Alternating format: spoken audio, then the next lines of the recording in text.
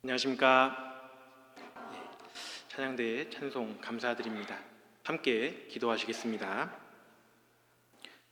사랑과 은혜가 풍성하신 아버지 하나님 감사합니다. 지옥으로 가야 마땅한 우리 죄인들을 위해서 주님께서 우리 모든 죄를 담당하시고 십자가에 피 흘려 돌아가시고 우리를 저 천국에 소망을 두고 살아갈 수 있도록 허락하셨습니다.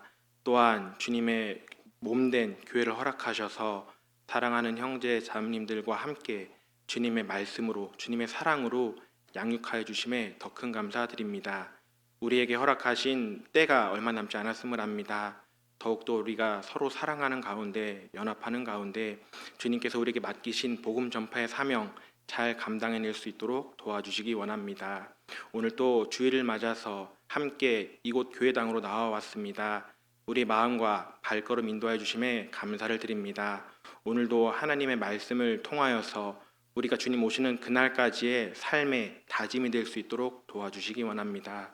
오늘 말씀을 전하는 자의 부족한 입술 가운데도 주님께서 함께해 주시기 원하오며 사랑과 은혜가 풍성하신 고마우신 예수님의 이름으로 기도드렸습니다. 아멘. 성경 베드로 전서 찾겠습니다. 베드로 전서 4장입니다. 베드로전서 4장 7절 8절입니다.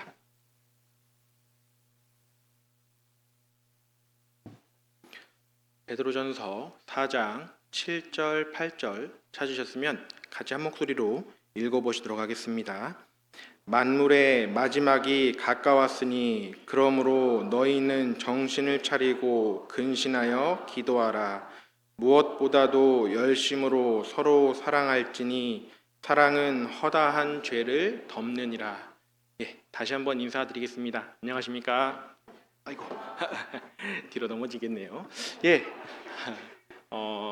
저는 2000년 12월 24일에 구원받고 지금은 광주교회에서 교제하고 있는 이진 형제입니다. 이렇게 경주에 오게 되어서 진심으로 감사가 됩니다. 아마 또 많은 분들께서 오시면 말씀하셨을 것 같은데요. 이 경주를 처음 와보신 분들은 거의 없으실 거라 생각합니다. 왜냐하면 초등학교 때 수학여행으로 많이 오잖아요. 그래서 저도 경주를 생각하면 항상 불국사, 첨성대가 생각이 납니다. 초등학교 6학년 때 수학여행으로 와보고 그 후에 20년이 넘도록 안 와보다가 이렇게 처음 또 경주로 와보게 되었습니다. 경주로 왔는데요. 첫 번째로는 너무나 아름다운 교회당이 있어서 놀랐습니다. 딱 제가 이렇게 막 오다가요. 우리가 전국을 가면 똑같지만요. 비둘기 마크가 보이면 이제 마음에 안심이 돼요. 그런 것처럼 저도 딱 오고 있는데 저기 비둘기 마크로 경주교회가 보여요. 그 순간 마음에서 안심이 되었습니다. 아, 이곳에도 우리 교회가 있구나 라는 것들을 생각해 보면서 하나님께 감사가 되었습니다. 제가 전라도 광주에서 왔는데요. 원래는 저는 고향은 충청도입니다. 충청도 서산인데요. 서산에서 이제 광주로 발령을 받아서 광주로 갔는데 전라도 음식이 너무 맛있는 거예요. 그래서 광주로 발령받고요. 밥을 막 먹다 보니까 살이 이만큼 쪘습니다. 그러니까 제가 지금 이렇게 된 게 다 제 의지와는 상관없이 밥을 많이 주시기도 하시고요. 전라도 음식이 진짜 맛있더라고요. 그래서 먹다가 이렇게 살이 쪘는데요. 어제 알았습니다. 경상도도 맛있다라는 걸요. 어제 경주교회에서 맛있는 저녁을 준비해 주셔서 이렇게 먹었는데요. 제가 먹으면서 또 생각 없이 먹어가지고요. 어제도 2그릇을 먹었습니다. 그래서 제가 지금도 살이 정말 많이 쪄 있는 상태인데 계속해서 살이 찌면 안 되겠다 했는데 어제도 많이 먹었습니다. 역시 이 육신의 정욕이 아직도 있어요. 이거는 놓지 못하는 것 같습니다. 오늘 그래서 경주교회에서 함께 교제하게 되었는데요. 오늘 본문 말씀은 베드로전서 4장 7절 8절로 잡았습니다. 우리가 만물의 마지막이 가까웠다라고 성경은 말하고 있는데요. 우리가 매스컴을 보면 알 수 있습니다. 요즘 TV 뉴스를 보시고 신문 기사를 보시면 어떠시던가요? 요즘 정말 세상이 악하고 성경에 기록되어 있는 마지막 때라는 걸 아실 겁니다. 우리가 대표적으로 몇 가지 것들을 좀 볼 수 있는데요. 지금 시대는 질서가 없어졌다라고 합니다. 보통 요즘 뉴스에 나오는 기사들이 뭐냐면요. 자녀가 부모를 폭행하고 버리고 부모도 자녀에게 얼마 전에 3살 딸에게 술을 마신 부모도 있더라고요. 그래서 그 3살 딸이 병원에 실려갔어요. 그런 경우들도 있고요. 부모도 자식을 버리고 그리고 요즘은요. 길거리에서 담배 피는 중고등학생들 훈계할 수 있습니까? 예, 훈계했다가는 오히려 내가 오히려 화를 당할까 무서워서 고개를 숙이고 지나가야 됩니다. 요즘은 그렇게 질서가 없어져가는 시대입니다. 혹시 집안에서요, 아버지가 원래 숟가락을 먼저 뜨셔야 자녀들이 밥을 먹습니다. 혹시 지금도 그렇게 하시는 가정 있으세요? 예, 있으신 가정도 있고 어느 순간 없어진 가정들도 있을 겁니다. 저는 딸을 2명 키우고 있는데요. 6살, 4살입니다. 저희 아이들이요. 저 오기 전에 밥을 다 먹어요. 제가 아직 이렇게 앉았는데요. 벌써 아이들은 밥을 다 먹었어요. 이것들이 저희 과거에는요. 아버지께서 분명 숟가락을 뜨셔야 제가 이제 밥을 먹을 수 있고 아버지가 또 어머니가 식사하고 계실 때는 저는 옆에 누워 있어도 안 됩니다. 전 어렸을 때요. 저희 아버지께서 식사하시는데 옆에 누워 있다가 혼났습니다. 그래서 그런 기억들을 가지고 있는데 지금은 저희 아이들은 제가 밥 먹고 있어도 옆에서 뛰어놀고 누워서 장난칩니다. 근데 요즘 이렇게 질서라는 게 없어져 있는 시대다라는 겁니다. 분명 웃 어른을 공경하는 우리는 동방 예의지국이었는데요. 어느 순간 이 질서가 다 파괴되었다라는 걸 알 수 있어요. 그리고 2번째로는요.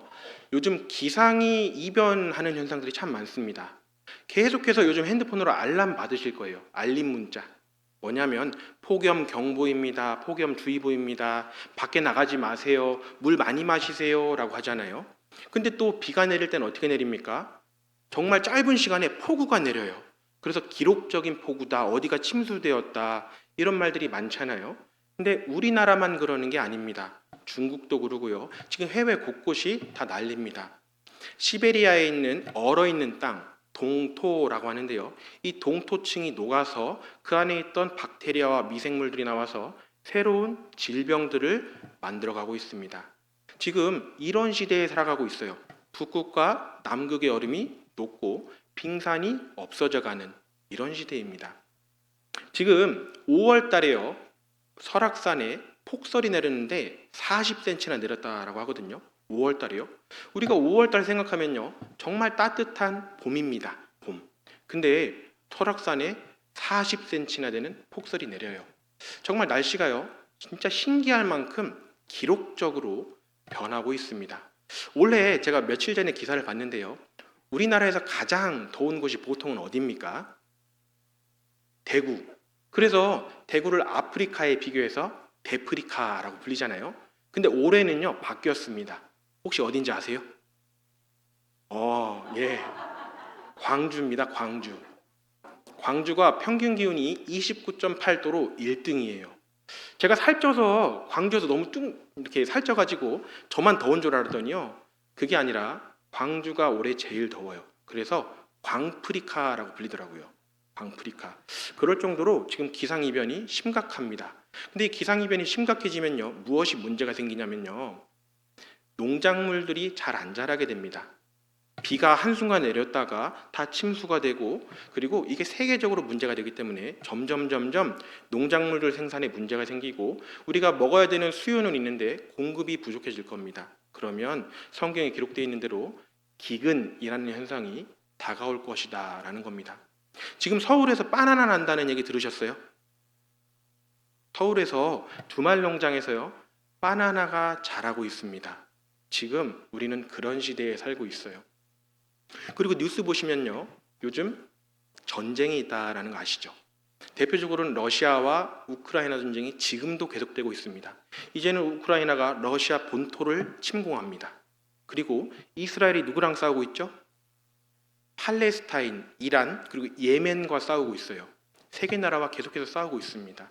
근데 지금 이렇게 전쟁이요 공공연하게 일어나고 있습니다. 우리는 그렇지 않나요? 우리도 마찬가지죠. 북한에서 계속해서 오물풍선을 날리죠. 그리고 우리는 대북 확성기를 틀어서 지금도 대북 체제에 대한 것들을 이렇게 망가뜨리고 있습니다. 계속해서 우리도요, 북한과 전쟁의 상태라는 것을 아셔야 됩니다. 북한이 예전에는요, 우리나라를 칭할 때 남조선이라고 칭했어요. 근데 지금은 뭐라고 하는지 아세요? 지금은 대한민국이라고 해요. 과거에는 본인들이 북조선이기 때문에 우리나라를 남조선이라고 말한 거예요. 같은 동포다, 남쪽에 있는 조선나라다라고 했는데 지금은 대한민국, 너희들이 이제 같은 민족, 같은 동포 아니야. 니네 이제 적이야라고 지정한 겁니다. 이런 시대 가운데 우리는 살아가고 있어요. 분명히 우리는 뉴스를 통해서, 신문 기사를 통해서요, 마지막 때라는 걸 느낍니다. 근데 우리는 생각해 봐야 됩니다. 정말 마지막 때라는 걸 느끼는데요, 마지막 때처럼 살아가고 계신가요? 마지막 때처럼. 우리는 우리의 삶을 반드시 돌아봐야 됩니다.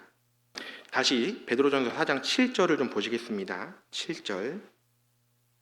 만물의 마지막이 가까웠으니 그러므로 너희는 정신을 차리고 근신하여 기도하라. 예. 마지막이 가까웠으니, 그러니까 우리가 해야 되는 건 뭐예요? 정신을 차리고 근신하여 기도하라라고 하셨어요.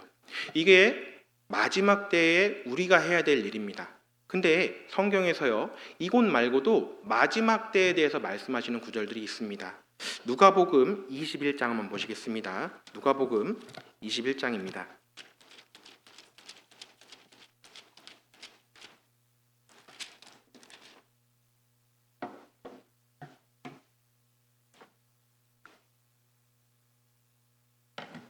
누가복음 21장 34절로 36절입니다. 누가복음 21장 34절로 36절 찾으셨으면 함께 읽어보시도록 하겠습니다. 너희는 스스로 조심하라. 그렇지 않으면 방탕함과 술취함과 생활의 염려로 마음이 둔하여지고 뜻밖의 그날이 덫과 같이 너희에게 임하리라.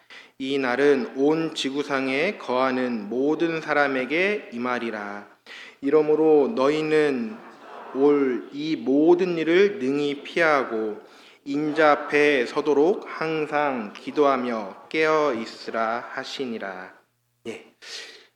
우리가 아까 읽었던 베드로전서 4장 7절 그리고 누가복음 21장 34절로 36절 말씀 모두 뭐라고 말씀하시냐면요, 정신을 차리고 근신하여 기도하라. 스스로 조심하라. 항상 기도하여 깨어 있으라 라고 말씀하십니다.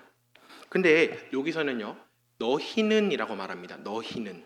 베드로전서 4장 7절에도 너희는 이라고 말하고 누가복음에도 너희는 이라고 말하는데요, 이 너희가 누군지 우리는 생각해 봐야 됩니다. 베드로전서는요, 사도 베드로께서 소아시아에 있는 교회 성도들에게 보낸 편지입니다. 그렇다면 너희는을 말하는 건 성도들을 말하는 거예요. 교회 가운데 있는 성도. 그리고 누가복음 21장에 있는 너희는은요, 우리가 찾아볼 수 있는데요, 21장 5절 6절 보시겠습니다. 5절 6절.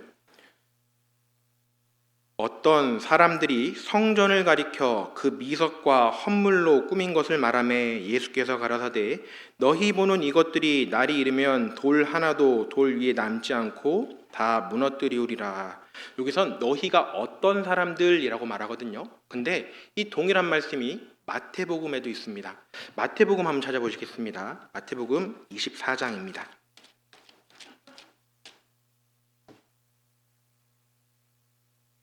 마태복음 24장 1절 2절입니다.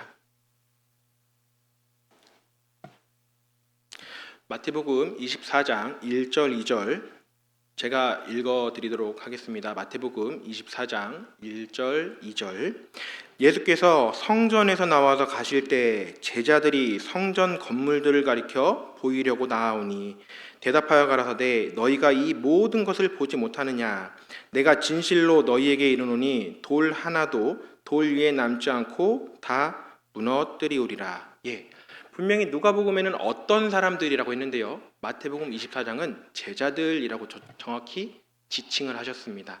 예수님께서는요, 제자들에게 말씀하신 거예요. 이 제자들에게 뭐라고 말씀하시냐면 방탕함과 술 취함과 생활의 염려로 너희 마음이 둔하여질 것이다 라고 말씀하신 거예요. 자, 구원받은 그리스도인들, 우리 제자들에게 방탕함과 술 취함과 그리고 생활의 염려가 무엇인가 우리는 생각해 봐야 됩니다. 첫 번째로는 방탕함입니다. 방탕함. 사전적인 의미는 행실이 좋지 못하다라는 의미인데요.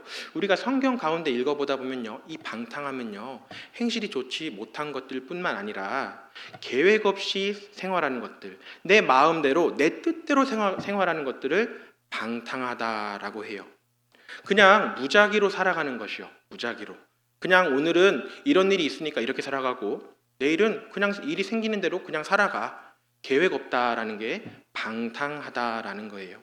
근데 우리 구원받은 그리스도인들은요, 방탕하게 살지 않습니다. 왜냐면요, 하나님께서 정해주신, 우리에게 맡겨주신 사명이 있기 때문이에요. 각 개개인별로 목표가 있습니다.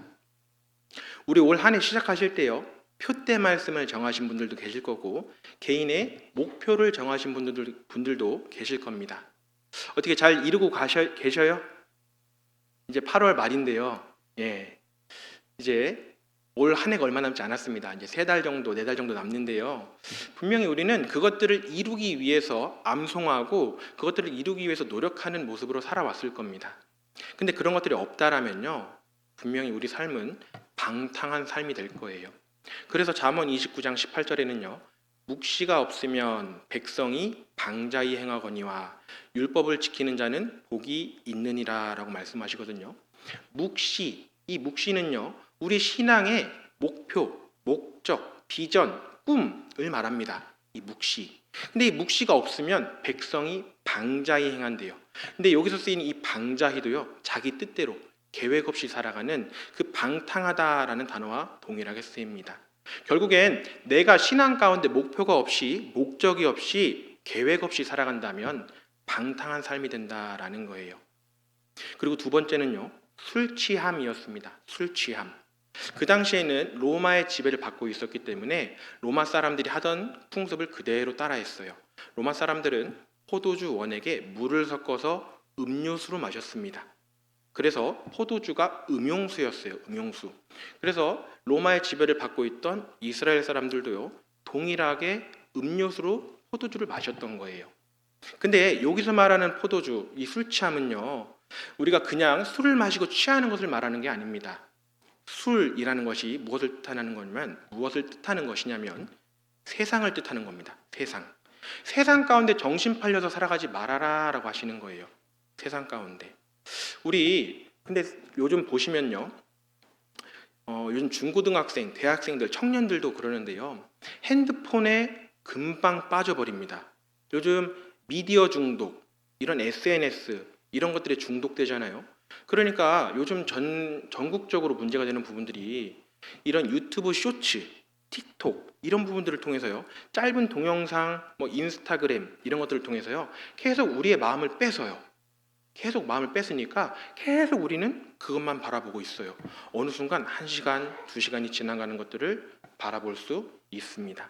분명 술 취함이 있다라는 겁니다. 이 취하다라는 것은 정신이 팔려서 빼앗기다라는 걸 말하거든요. 세상에 정신이 팔려서 빼앗긴다라는 겁니다.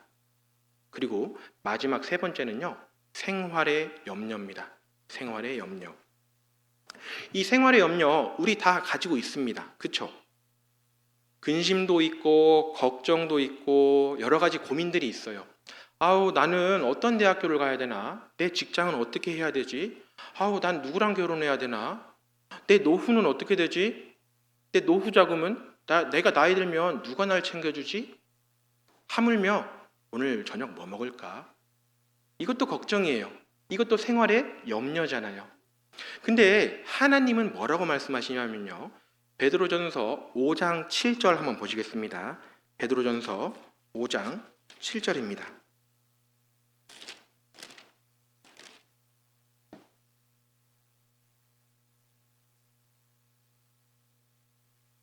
베드로전서 5장 7절입니다. 너희 염려를 다 주께 맡겨버리라. 이는 저가 너희를 권고하심이니라. 예, 너희 염려를 주께 맡겨버리라라고 하셨습니다. 내가 고민하고 걱정하고 근심하는 것들, 내 미래, 내 진로, 내 결혼, 내 직장, 여러 가지 것들이 있죠. 이런 것들에 대해서 고민도 되고 근심도 되는데요. 이런 것들을 내가 하는 거라고 하십니까? 아니면 주께 맡겨버리라고 하셨습니까? 예, 주께 맡겨버리라라고 하셨습니다. 근데 잘 보세요. 주께 맡겨버리라 앞에 한 글자가 써 있습니다. 뭐죠? 다, 모든 것을 주님께 맡겨버리라라고 하셔요. 모든 것을요. 왜냐하면 이를 행하시는 여호와, 지어 성취하는 여호와가 계시기 때문이에요. 욥기 23장 10절 너무나 잘 아시는 말씀입니다. 나의 가는 길을 오직 그가 아시나니 그가 나를 단련하신 후에는 내가 정금같이 나오리라. 내 길을 누가 아신다고요? 오직 그가, 하나님께서 아신다라는 겁니다. 내 길이지만 하나님께서 다 알고 계신다라는 거예요. 잠언 16장에도 비슷한 말씀이 있어요. 사람이 마음으로 자기의 길을 계획할지라도 그 걸음을 인도하시는 자는 여호와시니라. 내가 아무리 내 뜻대로 계획을 세우고 할지라도 걸음을 인도하시는 분은 여호와시다라고 하는 거예요. 우리의 삶은요, 주님께 맡겨져 있다라는 걸 아셔야 됩니다. 내가 주님의 사랑을 깨닫은 그 순간부터요, 내 삶에 주님께서 개입하고 계시고 내 삶을 인도하시는 분도 주님이시다라는 걸 아셔야 됩니다. 다윗 왕은요, 다윗은요, 시편 31편에 이렇게 말해요. 내 시대가 주의 손에 있사오니라고 말하거든요. 결국엔 나의 모든 것이, 내 시대가 주님의 손에 달렸습니다. 주님 도와주세요. 주님 나를 이끌어 주세요라고 말씀하시는 거예요. 우리 삶이 모두 다 주님께 맡겨져 있고 주님께서 인도하신다라는 겁니다. 근데 왜 주님께서 이 제자들에게요, 방탕함과 술 취함과 그리고 생활의 염려를 말씀하셨을까요? 이것들이 우리 구원받은 그리스도인들에게도 충분히 나타날 수 있는 일이기 때문에 그렇습니다. 충분히 나타날 수 있어요. 우리가 구원을 받았다라고 해서요, 내 마음의 죄성이 없어지는 것도 아니고요, 내가 항상 옳은 방향으로 주님의 말씀을 온전히 다 지키면서 살지 못해요. 그렇기 때문에 우리가 항상 내 마음을 말씀으로 깨끗게 하고 주님을 따라가는 길을 걸으라고 주님은 이렇게 말씀하고 계시는 겁니다. 분명 우리는요, 주님을 따라가야 되는 삶을 살아야 됨을 압니다. 분명 주님은요, 준비된 사람을 쓰시거든요. 준비된 사람. 그 마태복음 25장에 보면요, 열 처녀의 비유가 나옵니다. 한번 찾아보실까요? 마태복음 25장.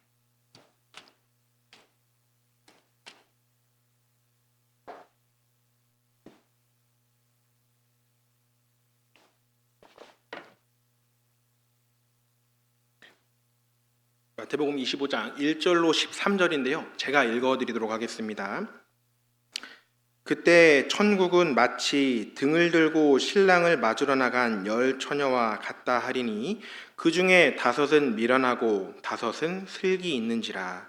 미련한 자들은 등을 가지되 기름을 가지지 아니하고 슬기 있는 자들은 그릇에 기름을 담아 등과 함께 가져갔더니 신랑이 더디옴으로 다 졸며 잘새 밤중에 소리가 나되 보라 신랑이로다 맞으러 나오라 하매 이에 그 처녀들이 다 일어나 등을 준비할세 미련한 자들이 슬기 있는 자들에게 이르되 우리 등불이 꺼져가니 너희 기름을 좀 나눠달라 하거늘 슬기 있는 자들이 대답하여 가로되 우리와 너희의 쓰기에 다 부족할까 하노니 차라리 파는 자들에게 가서 너희 쓸 것을 사라 하니 저희가 사러 간 동안에 신랑이 오므로 예비하였던 자들은 함께 혼인잔치에 들어가고 문은 닫힌지라. 그 후에 남은 처녀들이 와서 가로되 주여 주여 우리에게 열어주소서. 대답하여 가로되 진실로 너희에게 이르노니 내가 너희를 알지 못하노라 하였느니라. 그런즉 깨어있으라. 너희는 그 날과 그 시를 알지 못하느니라. 예. 결국엔 열 처녀가 있었습니다. 혼인잔치에 들어가려고 신랑을 기다리죠. 때 5 처녀는요, 신랑이 더디옴으로 다 졸며 잘세라고 했어요. 근데 5 처녀는요, 미리 기름을 준비해 놓고요, 기다렸죠. 신랑이 오기만을. 그리고 신랑이 어느 순간 왔습니다. 그러자 준비해 있던 5처녀는 들어가고 나머지 5처녀는 들어가지 못했어요. 그래서 13절에 뭐라고 말씀하셔요? 그런즉 깨어 있으라, 너희는 그날과 그 시를 알지 못하느니라 라고 말씀하셨어요. 분명 우리는요 항상 깨어 있어야 됨을 압니다. 깨어 있어야 됨을. 그러니까 만물의 마지막이 가까웠으니 너희는 정신을 차리고 근신하여 기도하라라고 하시고요. 깨어 있으라라고 말씀하시는 거거든요. 근데 우리 한번 생각해 보세요. 저는 2000년도에 구원을 받았거든요. 근데 2000년도에 제가 구원받을 때 말씀을 들을 때요. 제가 말씀 들을 때도 마지막 때라고 배웠을까요? 안 배웠을까요? 배웠어요. 저보다 더 구원받으신 지 오래되신 분들도요. 말씀을 배우실 때 지금은 마지막 때입니다 라고 말씀을 배우셨을 거예요. 근데 마지막 때가 매년 똑같아요. 이번 하계 수양에도 그렇게 말씀 들으셨죠? 예, 지금은 마지막 때라고 말씀 들으셨잖아요. 근데 그때도 제가 구원받았던 24년 전에도 마지막 때였고 지금도 마지막 때예요. 자, 그렇다면 주님이 아직 안 오고 계시는데 우리가 이 5처녀처럼요, 미련한 5처녀처럼 다 졸며 자고 있어야 되느냐? 아니다라는 거예요. 나는 항상 마지막 때인데 진짜 주님이 오실 모든 것들이 다 준비되어 있고 예비되어 있다라는 겁니다. 그렇다면 나는 할 일이 무엇이냐면 기름을 들고 신랑 오기만을 기다리는 것처럼요. 나도 깨어서 주님 오시기만을 바라는 거예요. 그것들이 우리가 해야 되는 일이다라는 겁니다. 분명 주님은요. 마지막 때가 되면 주님이 오신다라고 하셨는데요. 그러면 성경 속에서 기록되어 있는 마지막 때를 다시 한번 좀 보겠습니다. 디모데 후서입니다. 디모데 후서 3장입니다.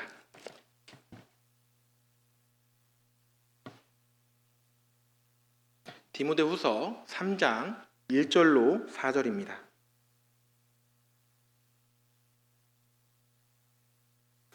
디모데후서 3장 1절로 4절 찾으셨으면 같이 한 목소리로 읽어보시도록 하겠습니다. 내가 이것을 알라. 말세에 고통하는 때가 이르리니 사람들은 자기를 사랑하며 돈을 사랑하며 자긍하며 교만하며 회방하며 부모를 거역하며 감사치 아니하며 거룩하지 아니하며 무정하며 원통함을 풀지 아니하며 참소하며 절제하지 못하며 사나우며 선한 것을 좋아 아니하며 배반하여 팔며 조급하며 자고하며 쾌락을 사랑하기를 하나님 사랑하는 것보다 더하며. 예, 정확히 마지막 때의 특징이거든요. 근데 이 성경 구절에 나와 있는 단어 하나하나들을 좀 보시면요.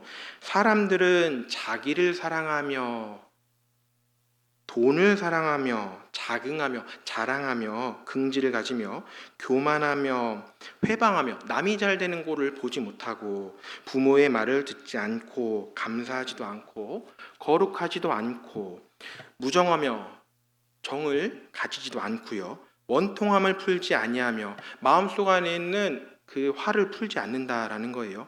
참소하며 고자질하며 절제하지 못하며 사나우며 선한 것을 좋아 아니하며 배반하여 팔며 조급하며 자고하며 쾌락을 사랑하기를 하나님 사랑하는 것보다 더하며. 이 말씀 보니까 어떠셔요? 지금 시대랑 똑같지 않으신가요? 너무나 똑같다라는 걸 아실 겁니다. 우리 마지막 때, 근데 1절에 말씀하셔요. 말세에 고통하는 때가 이르리니 마지막 때의 특징이다라는 거예요. 근데 1절에요. 말세에 고통하는 때라고 있습니다. 이 고통. 이 고통은 누가 하는 것인가 우리는 생각해 봐야 돼요. 누가 하는 걸까요? 네. 제가 이 말씀을 묵상해 보다가요. 세 대상을 생각해 봤습니다. 첫 번째로는요. 하나님입니다. 하나님. 하나님이 우리를 왜 만드셨습니까? 사랑의 짝으로 만드셨어요. 우리와 사랑을 주고받으시고 영원히 함께 행복하게 살려고 우리를 만드셨는데요. 사람이 자꾸 하나님을 찾지 않고요. 자기만을 위해서 살아요. 자기 생각만 가지고 살고 죄 가운데 빠져 살아요. 그러니까 하나님은요. 고통하신다라는 겁니다. 창세기 6장 6절 보시겠습니다. 창세기 6장 6절입니다.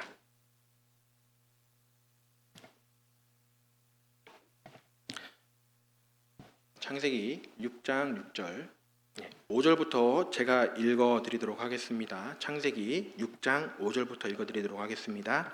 여호와께서 사람의 죄악이 세상의 관영함과 그 마음의 생각의 모든 계획이 항상 악할 뿐임을 보시고 땅 위에 사람 지으셨음을 한탄하사 마음에 근심하시고 사람이요 자기 마음대로 자기 생각대로 살면서 하나님을 찾지 않으니까 하나님께서 근심하셨다 한탄하셨다라는 거예요. 이게 바로 고통이다라는 겁니다. 고통. 잠언에는 이런 말씀이 있어요. 잠언 17장 25절은 미련한 아들은 그 아비의 근심이 되고 그 어미의 고통이 되느니라. 결국엔 미련한 아들, 하나님을 찾지 않고 하나님이 없다 하는 자들을 통해서 아비와 어미의 근심이 되고 고통이 된다라는 겁니다. 이 말세에 세상 사람들이요 하나님을 알지 않고 자기 마음대로 살아가니까요 하나님은 근심이 되고 고통이 된다라는 거예요. 첫 번째는 하나님이 고통하신다라는 겁니다. 그리고 두 번째는요 세상 사람들이 고통합니다. 시편 90편 10절입니다.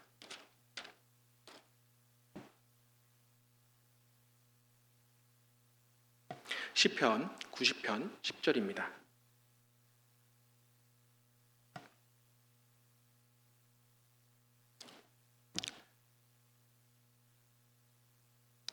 찾으셨으면 제가 읽어드리도록 하겠습니다.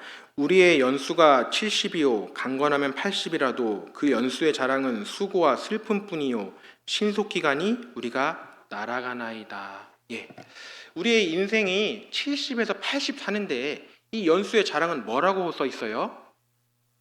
수고와 슬픔이라고 했습니다. 수고와 슬픔, 결국엔 고통이다라는 겁니다.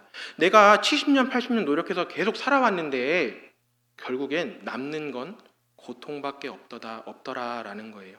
세상 사람들은요, 이 마지막 때에 고통합니다. 내가 세상에서 성공하려고 아무리 노력하고요, 공부를 열심히 하고 좋은 직장에 다 갔어요. 근데 행복이라는 게 찾아올까요? 아주 잠깐은 올지 모르겠죠. 근데 욕심이라는 게 있기 때문에요. 행복하지 않다라는 겁니다.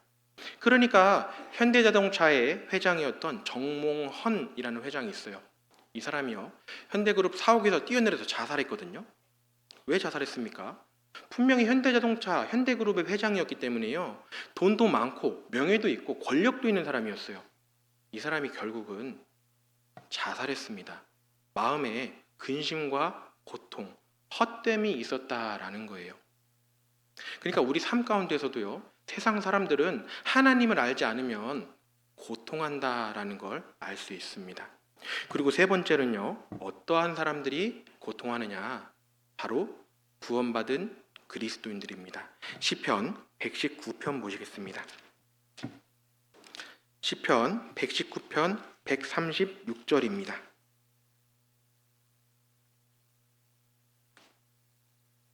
시편 119편 136절 저희가 주의 법을 지키지 아니함으로 내 눈물이 시냇물같이 흐르나이다. 세상 사람들이 하나님을 알지 않고 자기 마음대로 자기 뜻대로 살아가니까요 내 눈물이 시냇물같이 흐른다라고 했습니다. 우리도 세상 사람들을 보면 이런 마음들 들 겁니다. 우리 오늘 암송도 했는데요. 예레미야 선지자를 생각해 보면 잘 알 수 있습니다. 예레미야는 남유다 시대에 활동했던 선지자입니다. 남유다가 멸망할 걸 바벨론이 와서 이 남유다를 멸망시킬 것을 알고 계속해서 말을 하죠. 근데 회개하는 백성들이 있었어요? 없었습니다. 없었어요. 그러니까요 예레미야는요 계속해서 슬퍼하고 마음 안에 고통이 있었던 거예요. 예레미야는요 자기 가족들, 친척들이 자기를 죽이려고까지도 했어요. 그 아나돗이라는 지방에서요 자기를 죽이려고 하는 사람들이 있었습니다. 자기를 비방하고 뺨도 맞고요 시위대 뜰에 갇히기도 하고요. 정말 예레미야가 너무나 많은 고난과 고통을 당했습니다. 하지만 그 멸망해가는 백성들을 바라보면서요 항상 마음에 근심이 있고 고통이 있었다라는 거예요. 그러니까 예레미야 애가서까지도 나올 수 있는 거거든요. 예레미야 애가는 뭡니까? 눈물의 노래잖아요. 눈물의 노래. 결국 예레미야는요, 이 하나님의 뜻대로 살아가지 않는 백성들을 때문에 마음에 고통이 있었고 눈물을 흘렸다라는 거예요. 근데 우리는 세상 사람들 보면서, 저 지옥으로 가는 사람들 보면서요, 그렇게 고통하셔요? 그렇게 눈물 흘리셔요? 분명 우리도요, 이런 마음 가지고 있어야 됩니다. 하나님도 고통하고 계시고 세상 사람들도 나 좀 살려달라고 지금 고통하고 있는 거예요. 진정한 행복이 무엇인지 모르기 때문에요, 세상 가운데 답을 찾으려고 하지만요, 세상에선 답을 얻을 수가 없어요. 그러니까 그 답을 알고 있는 우리 구원받은 그리스도인들이 그 답을 알려주고 전해줄 필요가 있는 거예요. 우리도 마음 안에 그 사람들 보면 고통이 있잖아요. 세상은 좀 있으면 끝난다라는 거 우린 알잖아요. 마지막 때 특징 다 맞잖아요. 그대로 다 이루어져 갔잖아요. 그래서 우리도 세상 사람들을 보면서요, 마음에 고통이 있고 눈물이 있어서 그것들을 전해야 된다라는 겁니다. 우리는 이 마지막 시대 가운데 그러면 어떠한 마음으로 살아야 되는가? 우리 이제는 그것들에 대해서 좀 생각해 보도록 하겠습니다. 베드로전서 4장 8절로 다시 돌아가겠습니다. 베드로전서 4장 8절입니다.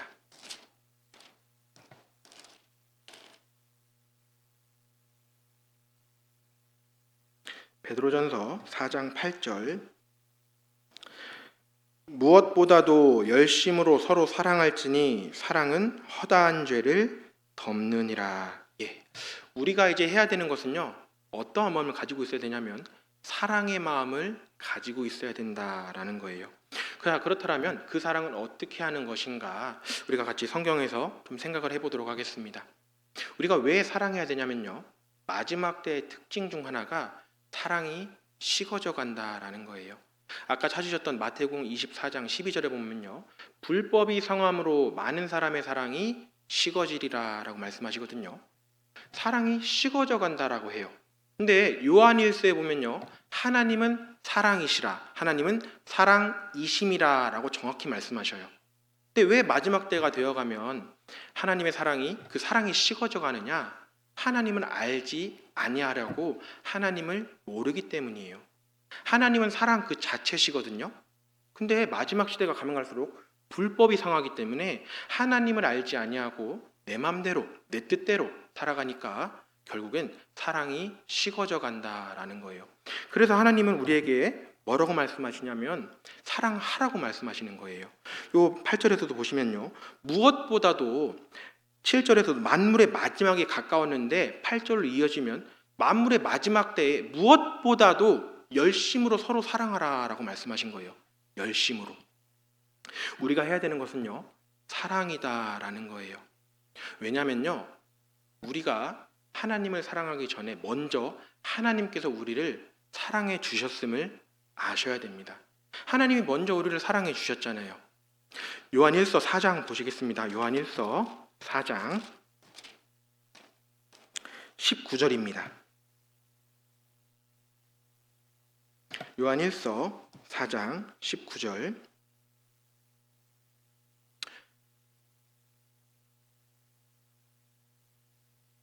우리가 사랑함은 그가 먼저 우리를 사랑하셨음이라. 예. 그가 먼저 우리를 사랑해 주셨기 때문에 우리는 주님을 사랑할 수 있다라는 겁니다. 로마서 5장 8절에도 하나님께서 우리를 위해서, 우리가 아직 죄인 되었을 때에 먼저 우리를 위해서 십자가에 필려 돌아가서 죽어주심으로써 우리에게 대한 자기의 사랑을 확증하셨느니라 라고 말씀하시잖아요. 우리를 향하신 그 사랑을 분명히 보여주시고 나타내 주셨어요. 우리는 그 사랑을 알고 있습니다. 그리고 나서 주님이 우리에게 뭐라고 말씀하시냐면요, 요한복음 14장 34절에 말씀하시는 것처럼 새 계명을 너희에게 주노니 서로 사랑하라 라고 하셨습니다. 새 계명이라고 하셨어요. 계명. 사랑은 내가 해도 되고 안 해도 되는 선택사항이 아니라 하나님께서 하라고 하신 명령이다라는 걸 생각해 봐야 됩니다. 새 계명을 주노니 서로 사랑하라. 마지막 때 우리가 해야 되는 것은요, 무엇보다 열심으로 서로 사랑하는 겁니다. 근데 서로라고 있습니다. 서로라는 거는요, 나 혼자만 하는 사랑이 아니에요. 양방간에 쌍방간에를 말하는 거예요. 그러니까 사랑의 대상들이 분명히 있고 그 대상들과 함께 사랑해야 된다라는 거거든요. 자, 그렇다면 어떻게 사랑을 해야 되는 것이냐? 베드로전서 1장 22절 찾으시겠습니다. 베드로전서 1장 22절입니다.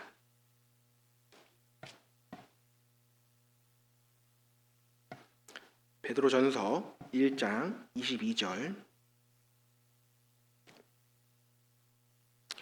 찾으셨으면 한 목소리로 읽어보시도록 하겠습니다. 너희가 진리를 순종함으로 너희 영혼을 깨끗하게 하여 거짓이 없이 형제를 사랑하기에 이르렀으니 마음으로 뜨겁게 피차 사랑하라. 마음으로 뜨겁게 사랑하라고 했습니다. 뜨겁게 피차 사랑하라. 피차는 양방간해를 말하는 거예요. 그 사랑을 받았으니까 너희도 사랑하는 게 마땅하다라는 말입니다.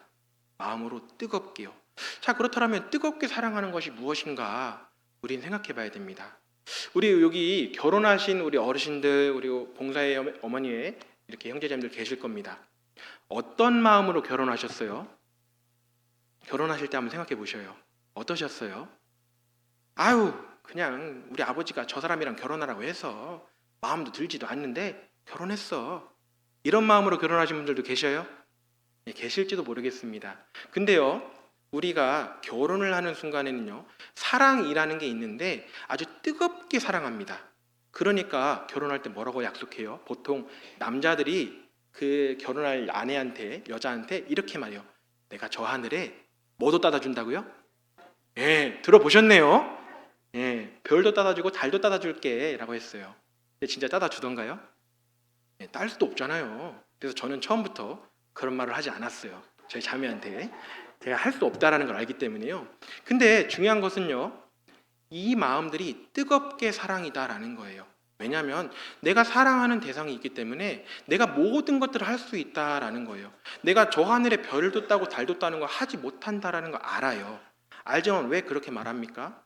사랑하니까요. 근데 사랑하는데 그냥 사랑하는 게 아니라요, 뜨겁게 사랑한다라는 거예요. 그 사람을 위해서 모든 것들을 할 수 있고 모든 것들을 다 내어줄 수 있고 모든 것들을 희생할 수 있다라는 거예요. 그렇기 때문에 뜨겁게 사랑한다라는 거예요. 성경 속에서도요, 그런 인물이 한 명 있습니다.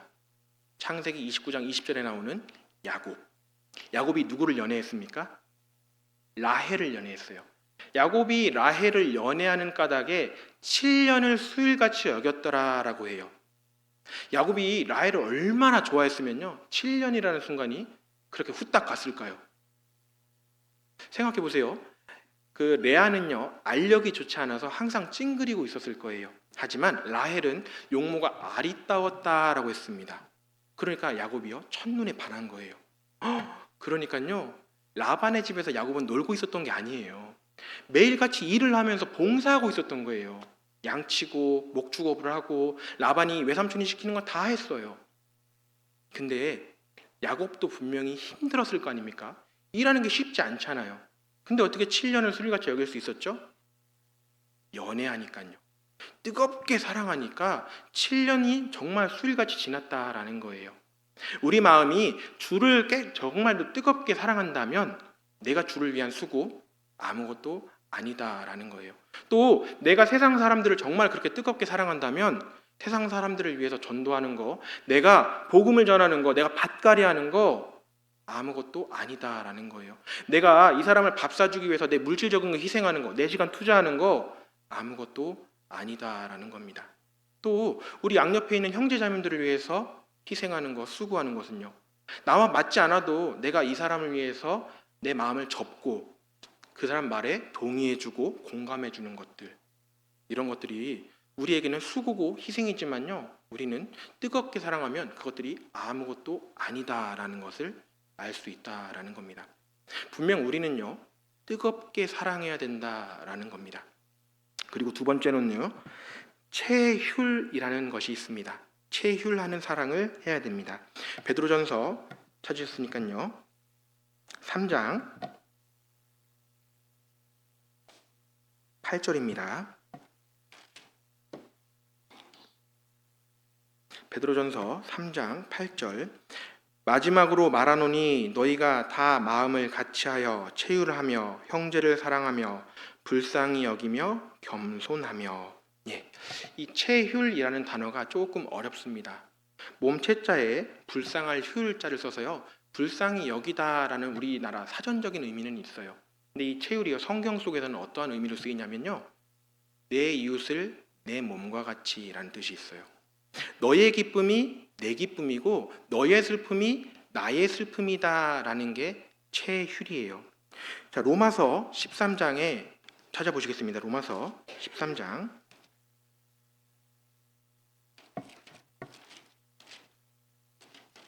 9절.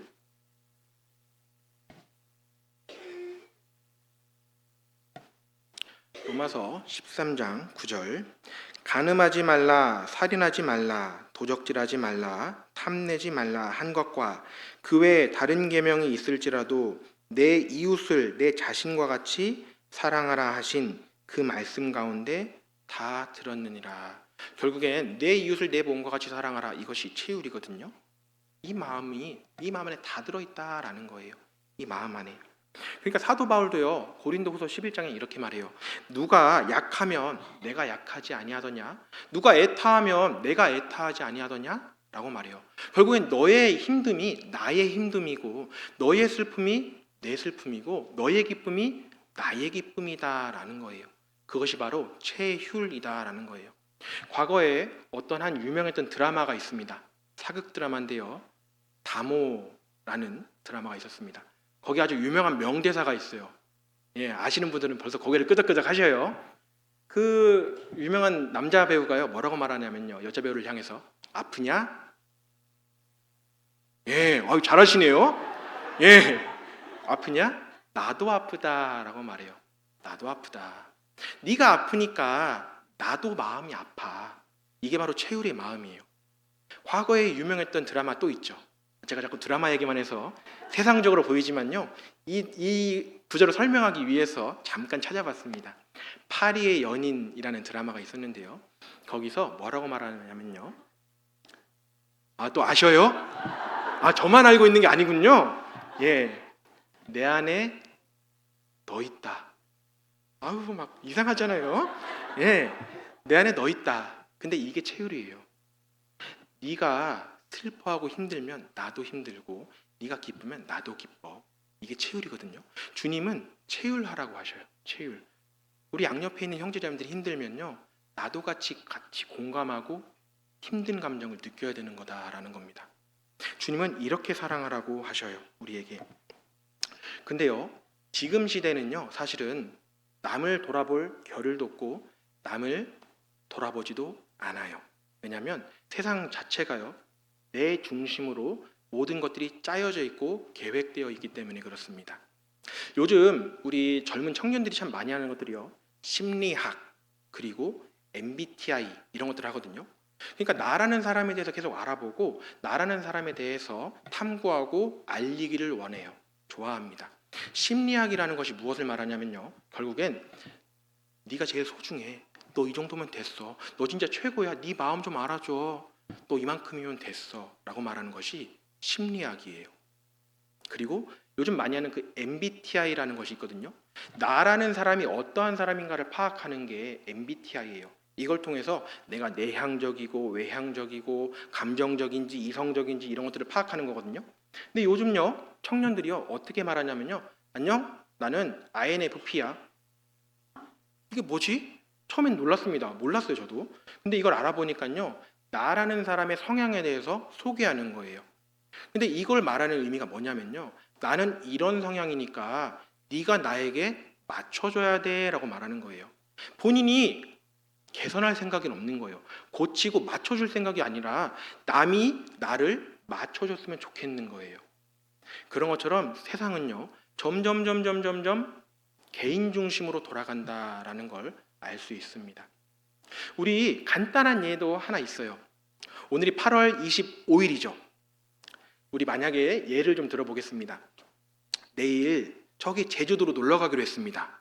근데 일기예보를 봤더니 내일 날씨가 비가 온대요. 그럼 우리 마음이 어때요? 우울해요. 짜증나고 화나요. 그쵸? 왜 그럴까요? 내가 내 계획 세워놨는데 내 여행 즐겁게 보내야 되는데 날씨가 안 좋으면 즐겁게 보내지 못하잖아요. 근데 생각해 보세요.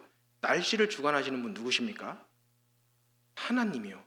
하나님이 날씨를 주관하시는데요. 그것조차도 지금 내 뜻대로, 내 계획대로 맞추길 원하는 거예요. 그러니까 내 마음이요. 비가 온다 그러고 날씨가 안 좋다 그러고 지금 폭염이 계속 내리치면요. 결국엔 내 마음에서 화가 나고 내 마음이 불편해요. 점점 이 모든 것들이 나라는 사람을 중심으로 돌아가게 된다라는 거예요.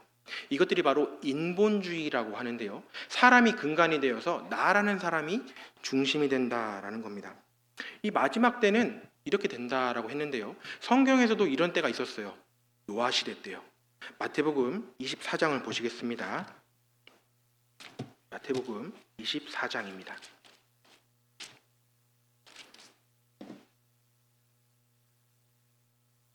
마태복음 24장 38절입니다.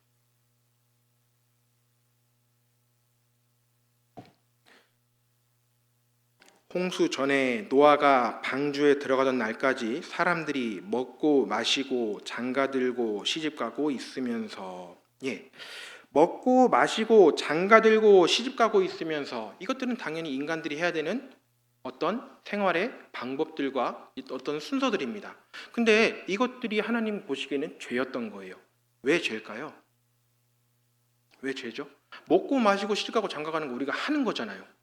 먹는 게 잘못된 거예요? 물 마시는 게 잘못된 겁니까? 결혼하는 게 잘못된 건가요? 그러지 않았어요. 이 가운데 하나님이 없다라는 겁니다. 내가 중심이 되어서 내 생활하는 거예요. 다 내 계획대로 내가 뜻하는 거, 이 가운데 하나님이 없기 때문에 하나님이 결국은 이 세상을 물로 심판하신다라는 거였어요. 그 사람의 생각이 항상 악할 뿐임을 보시고라고 말씀하시거든요. 죄악이 관영했는데 항상 사람들의 마음이 악했어요. 자기 중심적으로 생각했다라는 거예요. 이게 마지막 때의 특징이다라는 겁니다. 그리고 오히려요, 그 예레미야 선지자를 보면요, 그때 예레미야 선지자가 남유다에 가서요, 계속해서 이 회개를 촉구하잖아요. 우리 하나님이 이렇게 말씀하십니다. 제발 돌아오세요. 남유다 멸망한다고 했어요. 바벨론에 의해서 멸망할 거예요. 제발 마음을 돌이키세요. 하는데 오히려 예레미야를 죽이려고 해요. 오히려 좋은 말, 바른 말 하면요, 죽는 시대가 마지막 때, 멸망할 때다라는 겁니다. 우리 시대도 이와 같다라는 겁니다. 분명 만물의 마지막은 다 맞고 우리는 분명 그 끝을 살아가는 그리스도인이다라는 겁니다. 그래서 베드로전서 4장 7절에요. 만물의 마지막이 가까웠으니 그러므로 너희는 정신을 차리고 근신하여 기도하라라고 말씀하시는 거예요. 정신을 차리고 기도하라고요. 우리가 해야 되는 것은 정신을 차리는 겁니다. 생각해 보면요, 우리가 교회 가운데서요, 어떠한 모습을 원해야 되고 어떠한 모습으로 살아가길 하나님은 바라시냐면요, 초대교회의 모습처럼 그런 마음으로 살아가길 원하셔요. 사도행전 2장 보시겠습니다. 사도행전 2장입니다.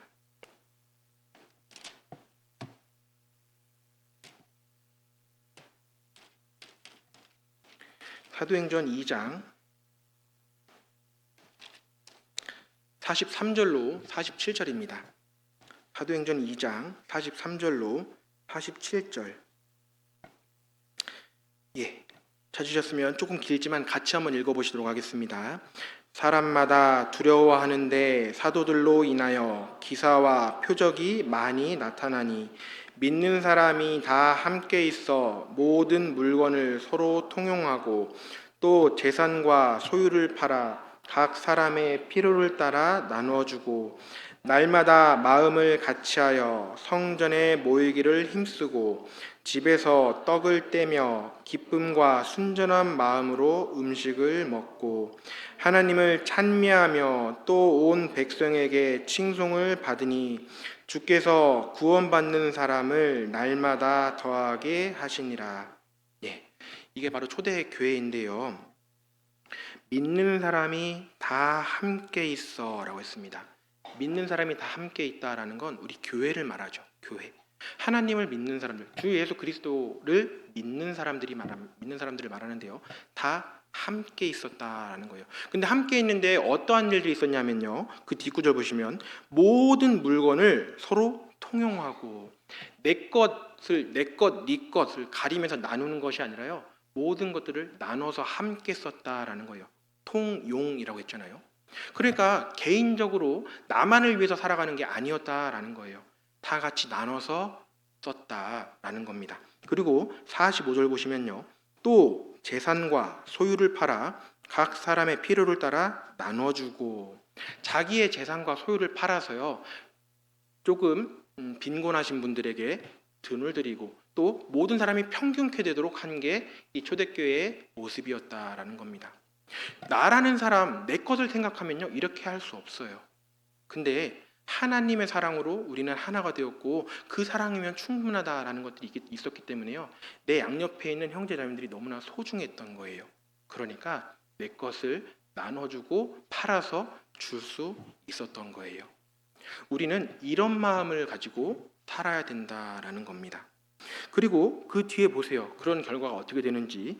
날마다 마음을 같이하여 성전에 모이기를 힘쓰고 집에서 떡을 떼며 기쁨과 순전한 마음으로 음식을 먹고 하나님을 찬미하며 또 온 백성에게 칭송을 받으니 주께서 구원받는 사람을 날마다 더하게 하시니라. 네, 날마다 마음을 같이 했어요. 왜냐하면 모든 사람이 다 평균 기대였거든요. 모든 사람이 함께 사랑 가운데 있었거든요. 그러니까 날마다 마음을 같이 하면서요. 성전에 모이기를 힘쓴 겁니다. 그리고 집에서 떡을 떼며 집에서 떡을 뗀다라는 건 나 자신을 희생한다라는 거예요. 내 소유를 내어놓아서 가정을 개방하고 형제자매를 대접하기에 부족함이 없이 했다라는 겁니다.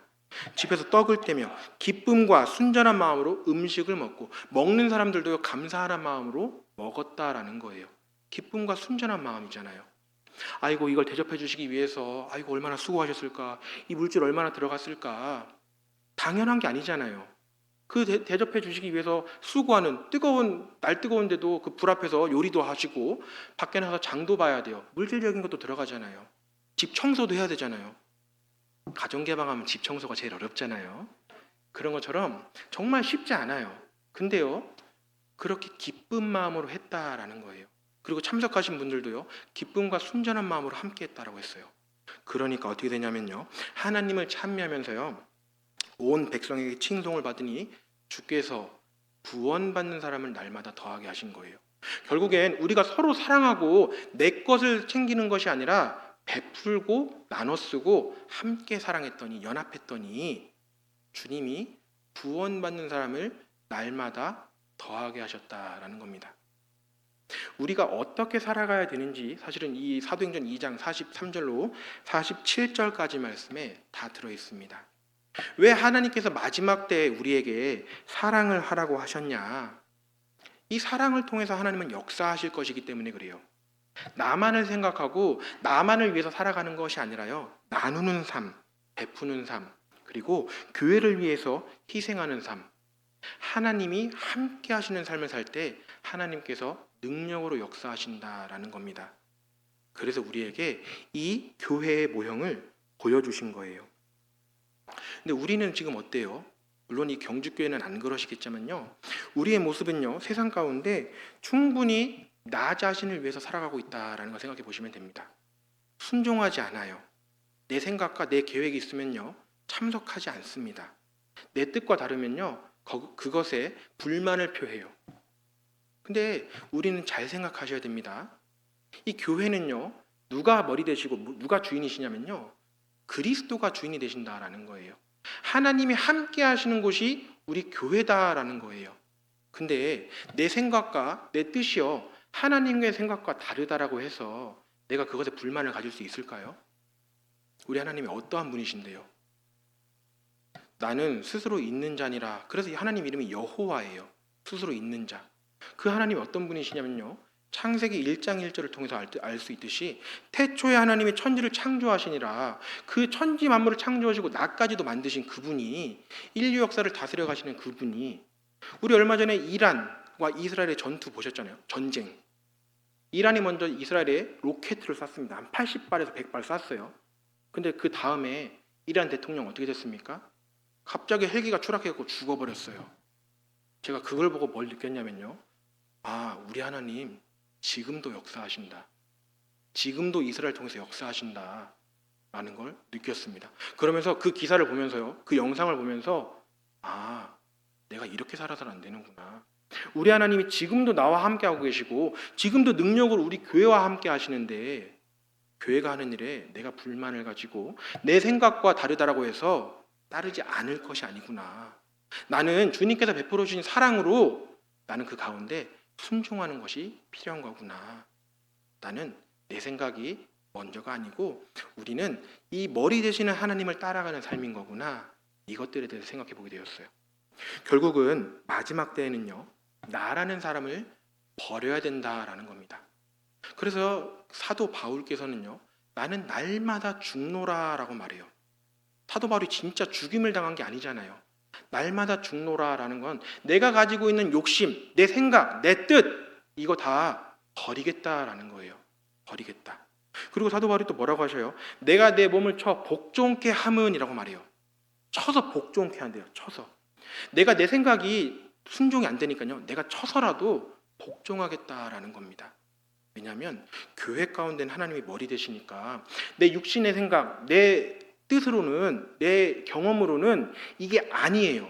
근데 하나님이 함께 하시니까 나는 그 뜻에 굴복하고 순종하겠다라는 겁니다. 갈라디아서 5장에도 그렇게 말하잖아요.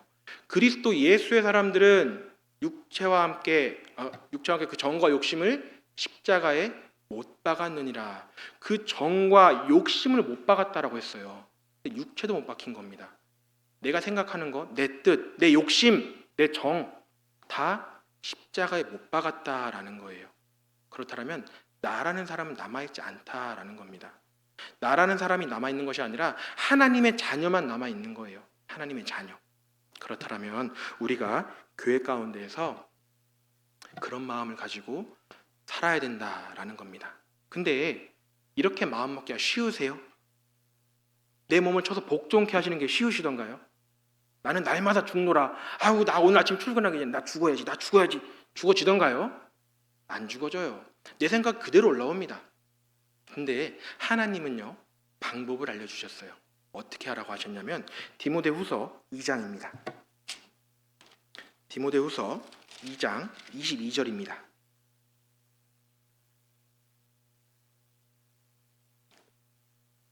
디모데후서 2장 22절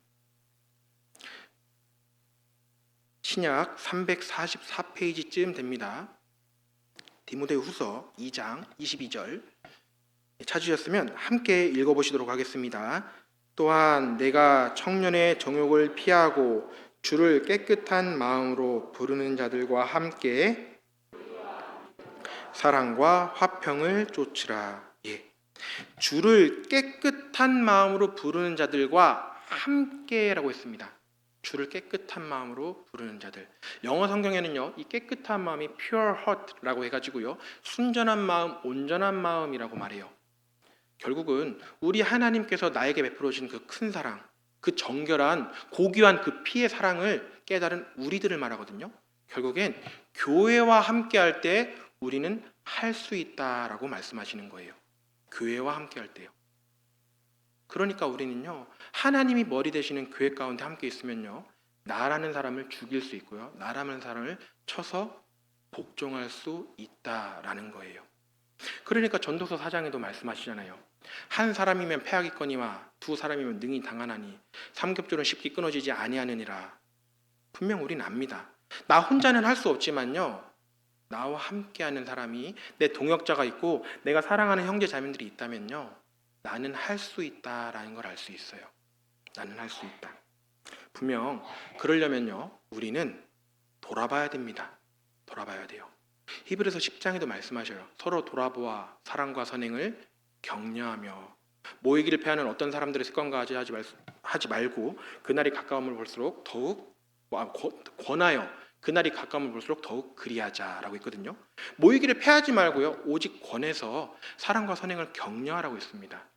돌아보고 우리가 해야 되는 것은요, 양옆에 있는 형제 자매들과 미워하고 내 것을 챙기고 그럴 것이 아니라요, 서로 사랑해야 된다라는 거예요. 사랑해야 된다. 오래 지나면요, 이 시간이 지나면 시간이 지나면 맞겠지, 저 사람도 날 알겠지. 절대 안 그래요. 30년, 결혼한 지 30년 이상 되신 분들요, 남편과 우리 아내 뜻이 계속해서 맞으시던가요? 제가 저희 부모님 보고 알았습니다. 지금도 싸우셔요. 저희 부모님 결혼하신 지 오래되셨는데요, 지금도 싸우셔요. 그래서 아니, 결혼한 지 30년이나 됐는데 지금도 서로 잘 모르시나? 그러시더라고요. 그러니까 아직도 맞춰지지 않는 부분들이 있는 거예요. 근데 우리는요, 알아야 됩니다. 우리는 그냥 모이는 게 아니에요. 주님의 사랑으로 모이는 겁니다. 주님의 사랑으로요. 나라는 사람이 나타나는 곳이 이 교회가 아니라요, 주님의 자녀가 나타나고 드러나는 곳이 이 교회인 거예요. 그러니까 우리는 내 생각과 내 뜻을 내세우는 것이 아니라 오로지 이 머리 되시는 주님, 그 사랑을 받은 나라는 사람을 드러내는 거예요. 주님의 자녀된 내가요. 그래서 우리는요, 마지막 때에 주님이 하신 말씀을 생각해야 됩니다. 새 계명을 주노니 서로 사랑하라. 서로 사랑하는 것. 그리고 요한일서 4장 11절에 말씀하신 것처럼 사랑하는 자들아, 하나님이 이같이 우리를 사랑하셨은즉 우리도 서로 사랑하는 것이 마땅하도다. 하나님이 우리를 이같이 사랑하셨기 때문에 우리도 서로 사랑하는 것이 마땅하다라고 말씀하셔요. 결국 우리가 해야 되는 것은요, 마지막 시대가 되면 될수록 나라는 사람이 드러날 게 아니라요, 나라는 사람을 포기하고 나라는 사람을 죽이고 서로 사랑하는 것이 주님의 뜻이다라는 거예요. 분명한 것은요, 우리 양옆에 계시는 형제 자매님들도 사랑해야 되지만요, 아까 고통하는 대상, 세 가지 대상이 있었잖아요. 하나님, 세상 사람들, 그리고 구원받은 그리스도인들. 이 세 대상을 다 사랑해야 되는 겁니다. 내 주변에 있는 영혼들, 아직 구원받지 못한 영혼들이 있잖아요. 이 영혼들도요, 내가 뜨거운 마음으로, 채우라는 마음으로 사랑해야 되는 거예요. 그리고 우리 하나님은요, 우리 하나님도 똑같이 사랑해야죠. 왜냐하면 이사야 54장 5절에는 이는 너를 지으신 자는 내 남편이시라 라고 하시거든요. 그러니까 사람은요, 아내의 역할로 살아가는 거예요. 그러니까 사랑의 짝으로 지음을 받은 거거든요. 아내의 역할이 뭐예요? 에베소서 5장 22절 33절에 보면요, 경외하고 복종하는 게 아내의 역할이에요. 근데 신기하게도요, 전도서 12장 13절에도 그렇게 말해요. 사람의 본분이니라 라고 하는데 무엇이냐? 그 명령을 지키고 경외하는 것이요. 그것이 사람의 본분이니라 라고 말씀하시거든요. 우리가 해야 되는 것은요, 주님의 말씀에 복종하고 경외하는 거예요. 나라는 사람이 드러나고 내 의견을 말하는 게 아니다라는 겁니다. 그래서 우리 마지막 때예요. 사실은 너무 잘 아시잖아요. 그렇다면 내가 어떤 마음을 가지고 살아야 되냐면 사랑하는 마음을 가지고 사셔야 됩니다. 그래서 양옆에 이렇게 형제자매들 계시는데요, 거의 끝날 시간인데 인사하는 시간 좀 가져보겠습니다. 인사하는 시간요. 인사말은요, 사랑합니다, 함께 합시다라고 인사해 보겠습니다. 서로 양옆에 보시고 한번 인사 한번 해보시게요.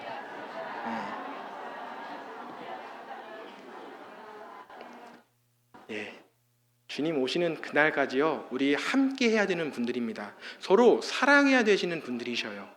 그러니까 주님 오시는 그날까지 우리는 더욱더 마음을 같이 하고요, 더욱더 사랑해야 됩니다. 특별히 내일부터 뭐가 있어요? 구역 집회가 있어요. 구역 집회가 있다라면요, 우리는 돌아봐야 됩니다. 돌아봐야 돼요. 내 주변의 영혼들, 아직 구원받지 못한 고통하는 영혼들을 위해서요, 나는 뜨거운 사랑으로, 그 채우라는 마음으로요, 다가가야 됩니다. 그냥 대충 할 것이 아니라요, 정말 바짓가랑이를 붙잡더라도요, 전해야 돼요. 그것이 주님께서 우리에게 마지막 때에 하라고 하신 거예요. 사랑하는 거. 사랑하니까 할 수 있잖아요. 사랑하니까 야곱이 라헬을 7년을 술같이 여길 수 있었던 것처럼 우리도 그 영혼들을 사랑해야죠. 주님이 말씀하셨잖아요. 그러니까 이번에 내일부터 있는 집회에서요, 정말 그 사랑하는 마음을 가지고 많은 영혼들이 또 인도되는 집회가 되었으면 좋겠습니다. 마지막으로 성경 한 구절만 찾아보고 마치겠습니다. 시편 133편입니다.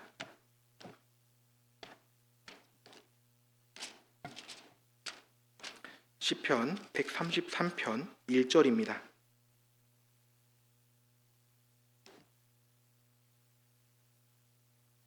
시편 133편 1절 찾으셨으면 같이 한 목소리로 읽어보시도록 하겠습니다. 형제가 연합하여 동거함이 어찌 그리 선하고 아름다운고. 예, 계속해서 연합하는 가운데, 사랑하는 가운데 주님께서 구원받는 사람을 날로 날로 더해가시는 경주교회가 되시기를 함께 기도하도록 하겠습니다. 기도하고 마치겠습니다. 사랑과 은혜가 풍성하신 아버지 하나님 감사합니다. 오늘도 우리에게 말씀으로 교훈하여 주심에 더 큰 감사드립니다. 우리가 마지막 때라는 것을 매스컴을 통해서 너무나 절실히 느낍니다. 이러할 때 우리가 말로만 그냥 마지막 때라는 것을 알고 지식적으로만 알고 지나가는 것이 아니라 우리가 진실함과 행함으로 이 마지막 때라는 것을 알고 살아갈 수 있도록 도와주시기 원합니다. 아직 주변에 구원받지 못한 많은 영혼들이 있습니다. 이 영혼들을 더욱더 사랑하는 마음을 가지고 꼭 하나님의 사랑을 전할 수 있도록 도와주시고, 또한 내 양옆에 있는 형제 자매님들도 사랑하는 가운데 채우라며 뜨겁게 사랑할 수 있도록 도와주시기 원합니다. 우리 내일부터 구역 집회 준비되어 있습니다. 말씀을 전하실 담임 목사님 영육간의 강건함 허락하시고 말씀 앞으로 인도될 많은 분들 계실 줄 압니다. 그분들 마음과 길을 열어주셔서 하나님의 살아계심과 하나님의 사랑 온전히 깨달을 수 있도록 도와주시기 원합니다. 이후에 있는 모든 일정과 우리 인생 가운데도 주님께서 함께하여 주시기 원하오며 사랑과 은혜가 풍성하신 고마우신 예수님의 이름으로 기도드렸습니다. 아멘.